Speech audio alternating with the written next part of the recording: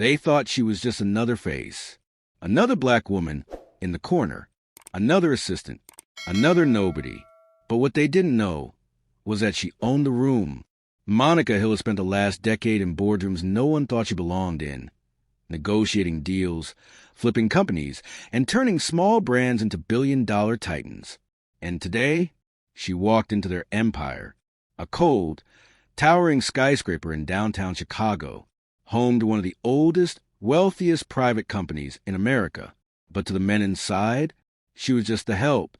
This is the story of what happened when a billionaire CEO disguised herself as an assistant, and the man who ordered her to serve coffee got the shock of his life. Before we dive in, ask yourself this. How many times have you judged someone by their appearance and been dead wrong?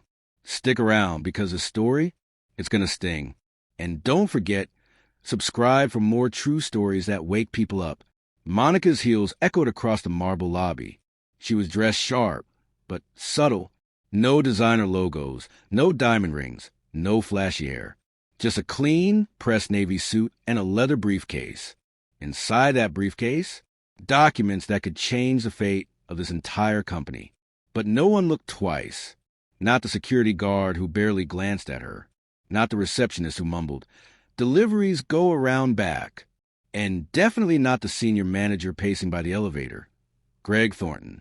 Greg was the type of man who believed power belonged to him. His father had sat on the board. His grandfather, too. And to Greg, Monica was invisible. "Hey!" he barked, snapping his fingers as the elevator dinged open. "You're late," he sneered. "Conference room B. And next time, don't make me wait. Get coffee for the team. Black. 2 sugars."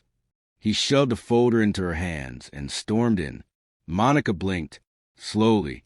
Then she walked toward the elevators, without saying a word. But inside, she was smiling. The setup. Inside conference room B, the atmosphere was thick. 7 men in tailored suits sat around the table, discussing acquisitions, layoffs, and the changing landscape of leadership. Greg strolled in, adjusting his gold cufflinks. "Gentlemen," he announced, "let's begin. The coffee girl will join us shortly." Monica entered quietly. They didn't even look up. She placed her briefcase on the table, calmly opened it, and began setting out papers. Greg waved a dismissive hand, without glancing up. "Just leave it and step out." But Monica's voice, calm and crisp, cut through the air. "I suggest we start with the acquisition proposal." Heads turned. Greg frowned. "Excuse me? This isn't your concern," he snapped. Monica's eyes didn't flinch. "I believe it is. In fact," she flipped over the top document, revealing the company's letterhead, with her signature below. "Per the finalized terms of acquisition, as of this morning, Hill Global Holdings officially owns a 78% controlling stake in this company." Silence. The room froze. Greg's face drained of color. That's impossible." Monica gave a small, measured smile. "I suppose you should have read the memo." She stood taller now, her presence filling the room. "My name is Monica Hill, CEO of Hill Global Holdings, and as of today, your new employer." The twist. Greg shot up from his chair. "This is outrageous. We've never heard of you." "That's the problem," Monica replied, voice steady. "You never bothered to listen." Her words were surgical. "For years, I've been acquiring companies just like this, ones with outdated leadership, toxic cultures, and blind arrogance." She let her gaze sweep the room. "You see me and think coffee girl. You see black. You see female. You see nothing." She leaned forward, her voice dropping low. "But what you should have seen was the future." Greg's face twisted. "You can't do this. My family—" "Your family sold it," Monica interrupted. Her tone was cold now. "They needed cash.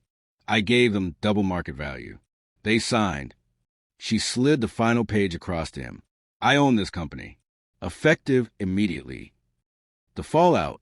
The room erupted. Some men stammered apologies. Others gawked. Greg sat stunned, staring at the paper in front of him. Monica, unbothered, packed her briefcase. "One last thing," she said, standing to leave. I'll be restructuring the executive team. Her eyes locked onto Greg.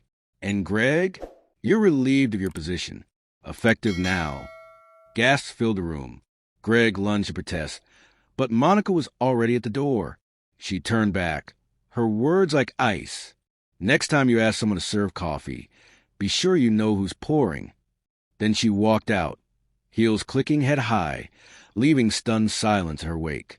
Outside, Monica's driver opened the car door for her. She slid inside, calm as ever. Her assistant, real assistant, leaned over. "Ma'am," she whispered, grinning. That was savage. Monica chuckled softly.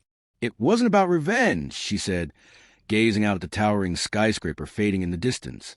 "It's about teaching people not to underestimate quiet power. Because some lessons, they're best served cold. Now, let me ask you something. Have you ever been underestimated? Judged before you had a chance to speak? If you've ever been in Monica's shoes, or maybe even Greg's, drop your thoughts in the comments. And remember, never assume someone's worth based on what they look like, because the person serving coffee today might just own the company tomorrow.